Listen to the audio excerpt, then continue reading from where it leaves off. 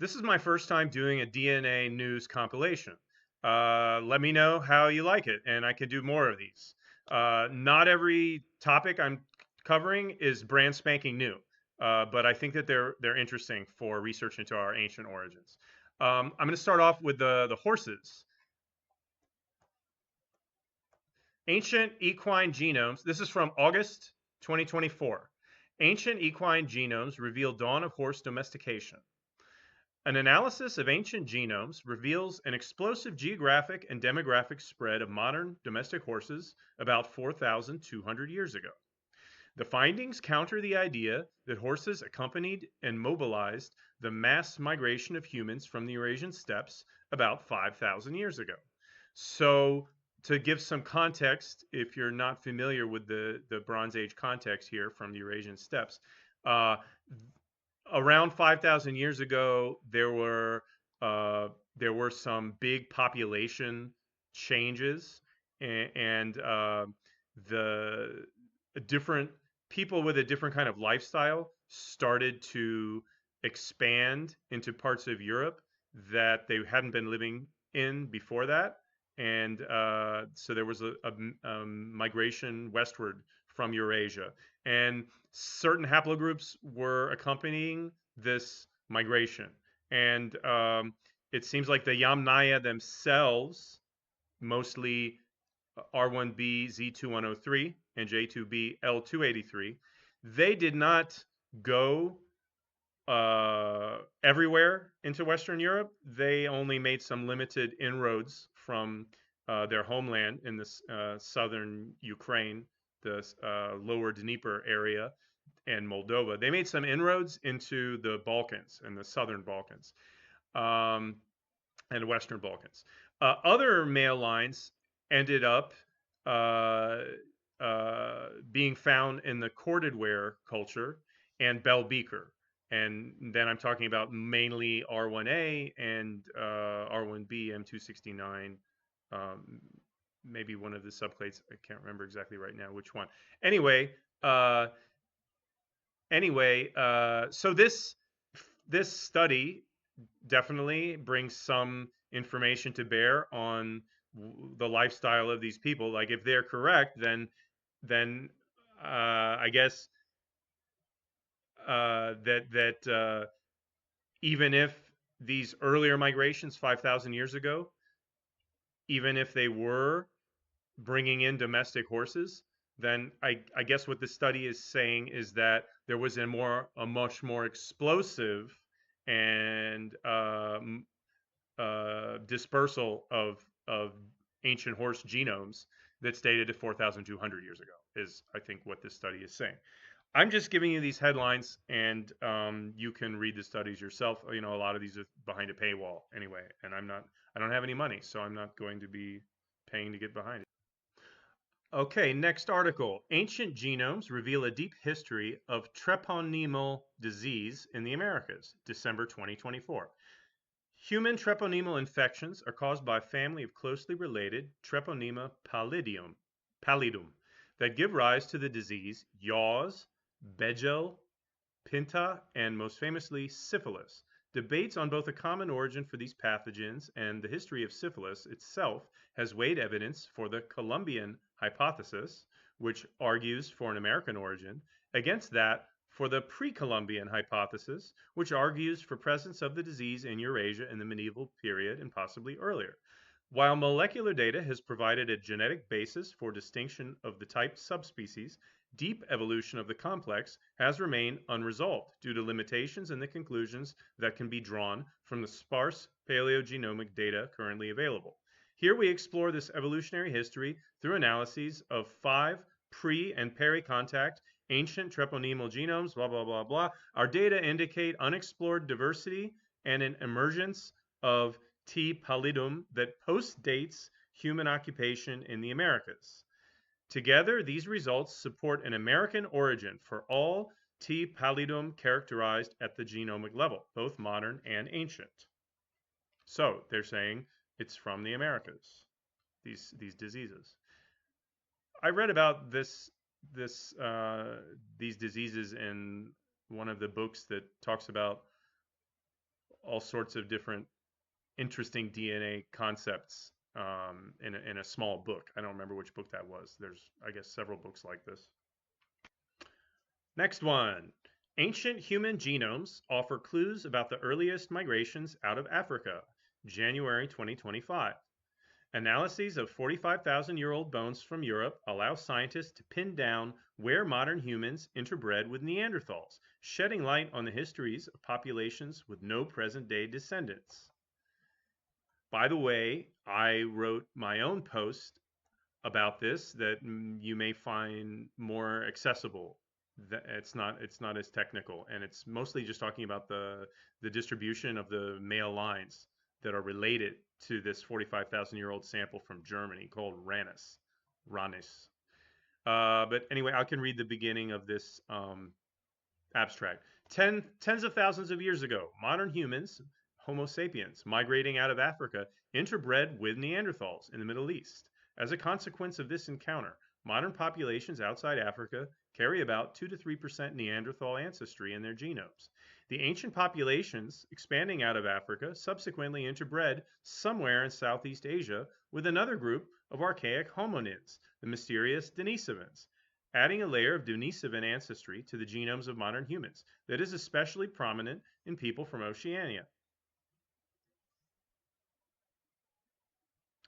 Writing in Nature, Sumer et al. Report genomic data for 6 ancient individuals from an archaeological site in Ranis, Germany, and one from the archaeological site of Zlatikun in Czech Republic.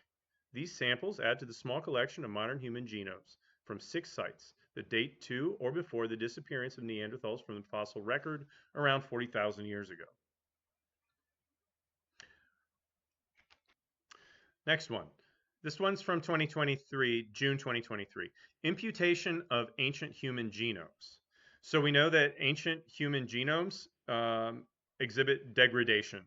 And if it's a very low coverage sample, then sometimes the degradation is so bad that we can't get an accurate haplogroup estimate. So this study is saying they did an experiment on 42 ancient samples that had greater than 10x coverage. They downsampled them to 1x for an experiment to see if this new imputed calls, or I don't know what they call it, but they used this new methodology, and they found that when they used this new methodology for imputing what the real call is, based on what this set of possibly degraded calls, degraded genome looks like, that they had low error rates, below 5%, in 36 of the 42 ancient samples. The error rate was below 5%, while African genomes have higher error rates. And they go on to state, these results suggest that for most populations and depths of coverage as low as 0.5x, imputation is a reliable method that can improve ancient DNA studies. So I don't know enough about whether the findings from this study have already been incorporated in the samples that Family Tree DNA and YFL are using to add branching points to the tree of our ancient ancestors. But I hope that this methodology can be used, because one of the frequent complaints that people have is, why isn't this ancient sample on the YFL tree? And I think if anything below 1x coverage, they don't add unless it's a extremely important, rare, undersampled population or in a very unique phylogenetic position. So maybe the results of this study could expand the data set that can be reliably used. Next, ancient Rapanui genomes reveal resilience and pre-European contact with the Americas. This is September 2024. Rapanui, also known as Easter Island, is one of the most isolated inhabited places in the world. It has captured the imagination of many owing to its archaeological record, which includes iconic megalithic statues called moai. Two prominent contentions have arisen from the extensive study of Rapanui. First, The history of the Rapanui has been presented as a warning tale of resource overexploitation that would have culminated in a major population collapse, the ecocide theory. Yeah, I remember seeing videos about this, documentaries about this from like History Channel 10 and 20, 30 years ago. Second, the possibility of trans-Pacific voyages to the Americas predating European contact is still debated. Here, to address these questions, we reconstructed the genomic history of the Rapa Nui on the basis of 15 ancient Rapa Nui individuals that we radiocarbon dated to 1670 to 1950 CE and whole genome sequenced between 0.4 and 25.6x coverage. We find that these individuals are Polynesian in origin and most closely related to present-day Rapa Nui, a finding that will contribute to repatriation efforts. Through effective population size reconstructions and extensive population genetics simulations, we reject a scenario involving a severe population bottleneck during the 1600s, as proposed by the ecocide theory. Furthermore, the ancient and present-day Rapa Nui carry similar proportions of Native American admixture, about 10%. Using a Bayesian approach integrating genetic and radiocarbon dates, we estimate that this admixture event occurred about 1250 to 1430 CE. Okay, so that last part was, I think, maybe the most interesting thing for us is that there already had been Native American admixture at about 10% in the ancient Rapa Nui, and that they compute using this approach that this admixture event occurred 1250 to 1430 CE, which is well before the very relatively late European contact date, which I don't want to say the wrong date, but it is relatively late compared to everywhere else in the Americas because of the remoteness, isolatedness of this of the Easter Island or Rapa Nui. Really interesting. Okay, last article I'm going to review. Ancient Genomes Reveal Insights into Ritual Life at Chichen Itza, June 2024. Okay, I don't think that there's really a bombshell in this study, but it is the first time that that ancient samples from these Maya settlements from the late and terminal classic periods have been linked to the regional population. And the abstract just says that, yeah, their closest relatives are from that region, but maybe if you read that article, they will give you some more higher resolution information than that, like which particular tribes. I don't know if they give that or not. Other interesting thing here is it's the first time that they found twins. There were included in this analysis were two pairs of monozygotic twins. This data set is 64 subadult individuals dating to around 500 to 900 CE. This is relatively old. Okay. Twins feature prominently in Mayan and broader Mesoamerican mythology, where they embody qualities of duality among deities and heroes. We also see that in Indo-European traditions. But until now, they had not been identified in ancient Mayan mortuary contexts. Oh, and that other interesting thing. Genetic comparison to present-day people in the region shows genetic continuity with the ancient inhabitants of Chichen Itza, except at certain genetic loci related to human immunity, including the human leukocyte antigen complex, suggesting signals of adaptation due to infectious diseases introduced to the region during the colonial period. Okay, that makes sense because it's this similar kind of thing that we find with other groups that have mixed, like human beings or Homo sapiens, early Homo sapiens acquired immunity genes from Neanderthals.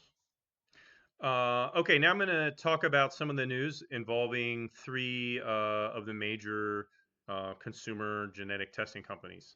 So we could start with MyHeritage. They everywhere in the world, service should be continuing as normal, except there was some news that came out in like at the end of December or early January that customers, there was no official statement from the company anywhere on their website, which is weird, but customers from Russia got an email that said, uh, due to recent legislation, we in Russia we will not be able to provide you service anymore, and we're going to delete all of your data, including DNA data and family tree data, every single thing. Uh, and they sent this, and they made a statement to RFERL that due to legislation in Russia, MyHeritage is no longer going to provide service to Russian customers. But there was no public statement on their company website, which I thought was kind of weird. And I asked a question about it in the MyHeritage user group on Facebook, and the admins blocked my question, so I couldn't get any more information about that. And I thought that that was kind of weird, because why should a company that it's not based in Russia, it hasn't even sold a test in Russia for years, several years, since 2021, I think, end of 2021. Why would they care about any legislation happening inside Russia? Why would they want to delete the data of all of their Russian samples when it's going to negatively impact customers that actually matter? For them now, the customers that actually matter are ones that can pay, and some people are related to these Russians, and I can't imagine that they're happy with this, that their relatives' data is going to be deleted, including the family trees. So I find that kind of puzzling. Segue to consumer genetics testing companies deleting customers' data. Let's talk about Nebula Genomics. So Nebula had from the beginning understood that to make the most money, you can't just sell a test. You have to have some subscription. Um, this is what I'm reading articles that say, like, why are these companies going out of business? Uh, Not every DNA testing company is going out of business, but um, you'll make more money if you have a subscription model and people pay you on an ongoing basis rather than just buying a test. We'll get to 23andMe later. I guess this is really talking about 23andMe with that. But Nebula, they offered a kind of cheaper or a very competitive WGS, whole genome sequence um, test, but then you had to sign up for a kind of expensive subscription where you were supposed to be getting some kind of medical or maybe other information on an ongoing basis as the technology improves over time. But everybody just canceled that immediately because the monthly subscription rate was like of the same order of magnitude as the cost of the test, or maybe it's half as much. And people just ordered the cheap test and then canceled the subscription. And so maybe this is why they didn't get as much money as they were planning. And the website now says DNA Complete. This is on the Nebula website. DNA Complete is now the home of the most advanced DNA test, all powered by Nebula Genomics. So they were acquired by another company, and DNA Complete, and they're charging a lot more money, I think. And they're on the Nebula Genomics Reddit. There are a lot of people saying, like, how do I submit my complaint to the Better Business Bureau, because complaints regarding lifetime membership cancellation, because people had bought lifetime memberships, and I guess maybe technically the company is out of business, so they don't have to honor the lifetime membership, but the new company that acquired them gets all the benefits of having acquired that new company, but doesn't have to honor this previous lifetime membership. I don't know the details about it. I'm just telling you what I'm seeing in the Reddit. I haven't bought any Nebula Genomics tests. And there's some people here that says I was able to get my refund of 600 euros back. And I don't know, if you want information on that, I would check out the Nebula Genomics Reddit. Maybe you find more details. For 23andMe, I was just contacted by one of my friends who had tested with 23andMe, and he was concerned about where he should move his data to because he's concerned about what's going to happen with 23andMe. And so I found this one article from September 2024. 23andMe is in trouble. What happens to all the DNA data? Once a hot $6 billion biotech company, 23andMe is now on the verge of collapse. What could happen to the DNA data of its 14 million customers? So I will just say what I told my friend. You can go ahead and just download your raw data now, and even if you don't upload it anywhere on right now, you at least have the raw data file. It's not a very big file. I can't remember how exactly big it is. And then you can upload this to Clade Finder, which is a tool that I developed with Thomas Kron of YSEQ, and um, you're not uploading it and you're not creating an account somewhere and getting a service, but it's just a one and done thing. You upload the file, it shows you what male line haplogroup you are based on whatever SNPs are included in your 23andMe raw data.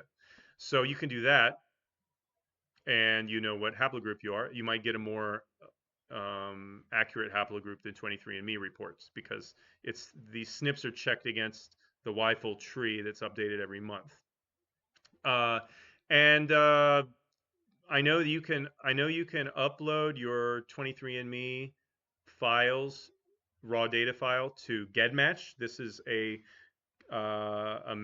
public matching database that accepts autosomal DNA files from any company, from any vendor. And I believe that Family Tree DNA supports uploading of 23andMe. I don't know if they charge anything or show you anything about the Y-DNA from it, but I'm pretty sure that they offer an import, and MyHeritage probably offers an import, and you'd have to check. I'm not a MyHeritage customer either, so, and I get blocked when I ask questions about MyHeritage, so I'm not going to waste my time doing that anymore.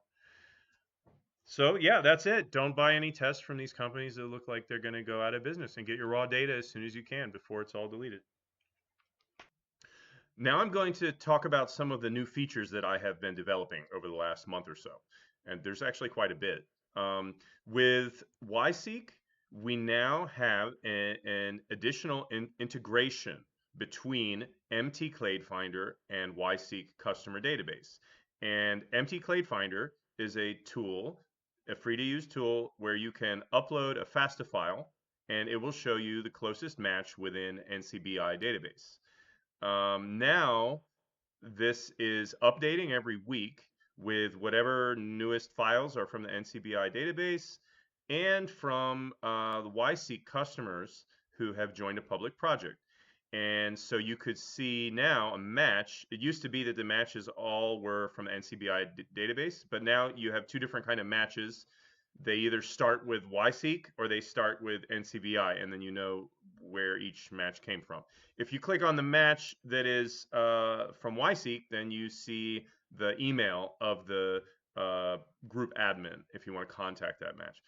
There's also a field for maternal ancestor location, and YSEQ customers can set this from the YSEQ account.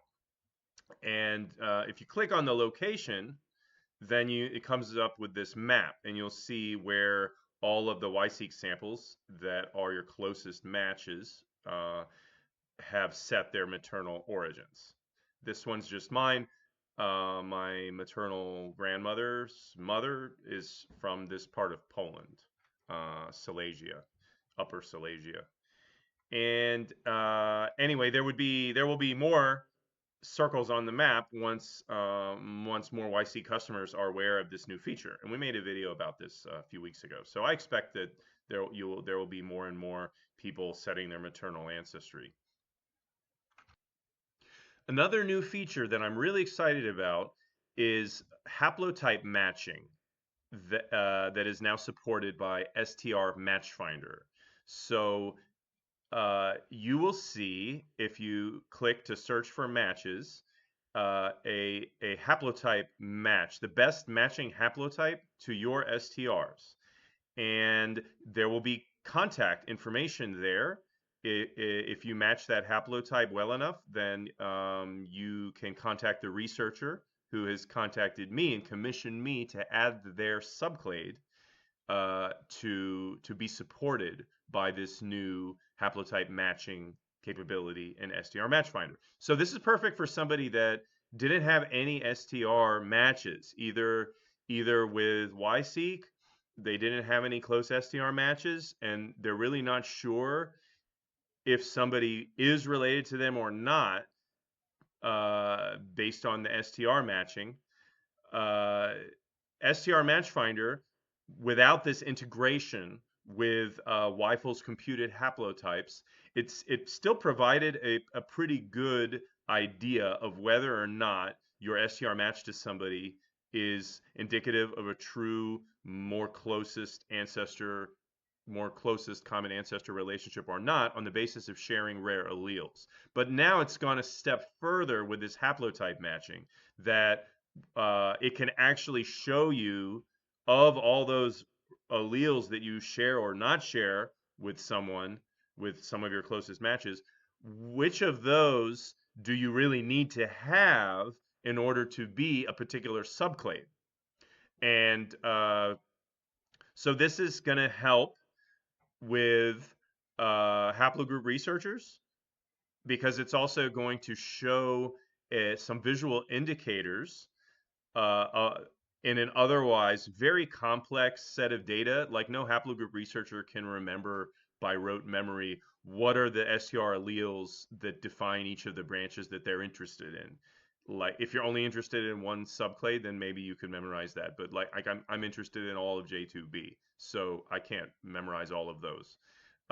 So this will allow you to, it's taking advantage of what Weifel has been doing for years, computing haplotypes for each of the haplogroups, and most of the haplogroups. Sometimes they don't compute them for whatever reason. And so this is very much a work in progress. And what I've found is, unless I add support for each of the like 20 or 30,000 year old subclades below a particular root haplogroup, like only defining H or only defining L is not enough for, or only defining O or only defining C. These are very old haplogroups. This isn't good enough to confidently predict somebody from their STRs of whether they are H or C or O. It's not good enough, because these, even if this haplotype computed by Weifel is 100% correct, which so far it seems quite accurate to me, it's working, my methodology is working as I use this, but in the 40,000 years or 30,000 years, particular subclades of these ancient haplogroups may have deviated, and some of them have deviated. Their haplotype, their STRs have deviated so much that they don't resemble the ancestral haplotype anymore. So what I've been doing, and it's not a complete process, that's why I say this is still in development. If you get a wrong haplotype, the root haplotype is predicted to be wrong, then contact me, and then I will check that out, because I don't want people to get a wrong root haplotype. If you want your exact haplotype to be represented and you want your contact information to show up, then this is a service that I charge $17 for, and you can contact me by clicking that link that says Contact Hunter Proven to add your haplotype for $17. My email is hunterproven@gmail.com. And I will use Weifel's computed haplotype and make whatever changes are necessary. If the haplotype is not on the Weifel tree, then you're going to have to provide me information of the STRs of the men in this haplotype, and that might take a little bit more work for me to figure it out on my own. But I'm prepared to do that. I haven't written any software that does that yet, but I'm prepared to do that if the need arises. In order to use STR Match Finder, you have to load a project. And the easiest way to do that is at the very top under YSEQ, say select all, and then apply filter. And then what will happen is it will say, oh, parsed 5,000 whatever samples from YSEQ. Then you can go here and under STR paste, you can just paste in your STRs and then you will get a haplogroup prediction. I will, because in the past, this only provided functionality of finding matches. So it required you to load an external project and then show matches from within that project.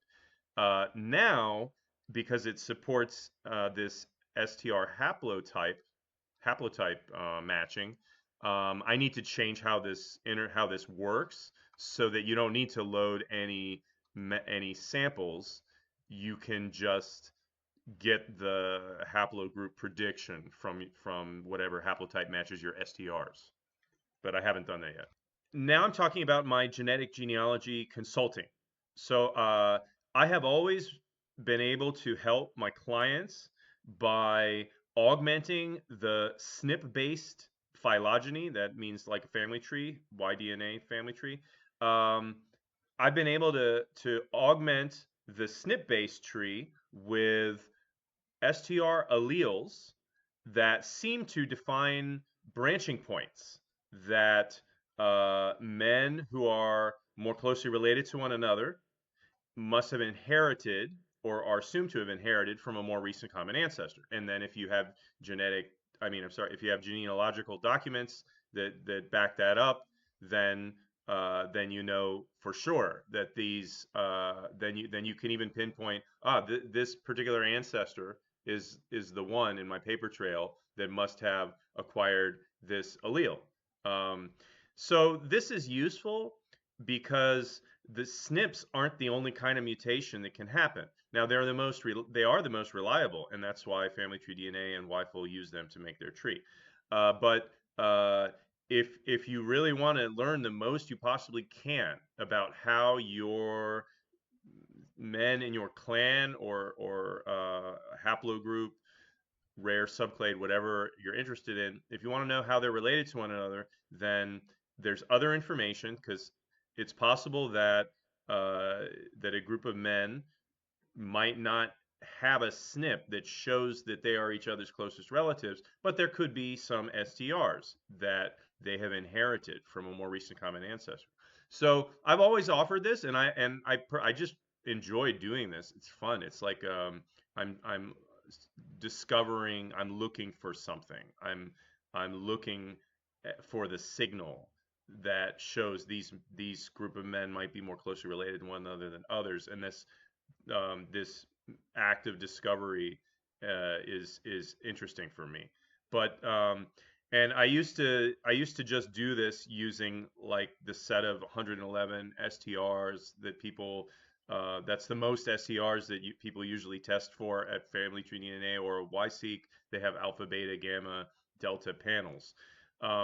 And anything more than that, even though there are people that you can, at YSEQ, if you do a WGS test, they now have a tool that I wrote that with Thomas Kron that extracts the STRs. You can't extract all of them. Some of them are too difficult to extract from the WGS, from the BAM, because you need a really long sequence sometimes to get the full allele, to measure it. And especially for palindromes, it can be problematic. But anyway, we extract what we can. And YFOL extracts STRs, many STRs as well from the BAM files. And Family Tree DNA also provides this. The reason why they called it Big Y 700 is because I guess the 700 is supposed to mean that that's how many STRs in addition that they can provide you. But they never did anything with those STRs. They didn't provide anything with those STRs. I don't think they provide any visualization that shows these are the STRs that define additional branching points in your line. But now I have written software that does this for a client of mine. He had some Big Y samples and some WGS samples, and I wrote software that helped me figure out which of the STRs are useful for me to actually look at from this hundreds of them. You don't want to just load a spreadsheet and have hundreds of columns and then look at each one and like your eyeballs will pop out or something. Or so anyway, I wrote software that only shows me. It makes a table that only has those STRs for which there is some variation, and not just one man has a different allele. And then this helps me then more quickly decide what STR alleles may be defining particular subclades of your clan that may not be defined by the SNPs. And then I do by hand, I augment the tree like in this example that I'm showing. So this is useful because the SNPs are not the only thing that help us determine how closely related we are to one another. There are STRs, and while they do suffer from the STRs are less reliable because of convergence, but if you already know based on the SNPs that some group of men are their closest male line relatives, then if additional STR information shows that a subset of them may be more closely related to each other than to others, then this is something that you can assume to a degree of reliability. And so now for the first time, I've always been doing this, like I said, but I had never programmatically made use of these hundreds of STRs that these companies are able to extract for you, and now I do. So I'm happy to do that. I charge $50 an hour for my any kind of consultation. Uh, I'm a specialist for YDNA, and within that, with analyzing STR relationships. But I also understand the basics of empty DNA and autosomal DNA relationships. So contact me, hunterproven@gmail.com, and I'm happy to provide my consulting. That's the bell. Thanks very much for listening. And if you want to support me and do it so that I do more news updates, or that I'm able to make more content, interesting content, on my webpage, I post articles about different male and female lines. I have a Patreon. You could support me there. And if you support me on Patreon for $5 a month, then you can get a sneak preview for 30 days early. You get to see whatever kind of interesting article that I'm going to write about. If you want to pay a little bit more, then you can actually vote on what topics I will write about or what features I will implement next, or you can suggest what those topics should be or what those features should be. And if you support me at the highest level, which is called Pharaoh, then I will give you an ancestor's blessing on your house, which keep watching me and you'll see what that looks like. Okay, thanks very much. Until the next time.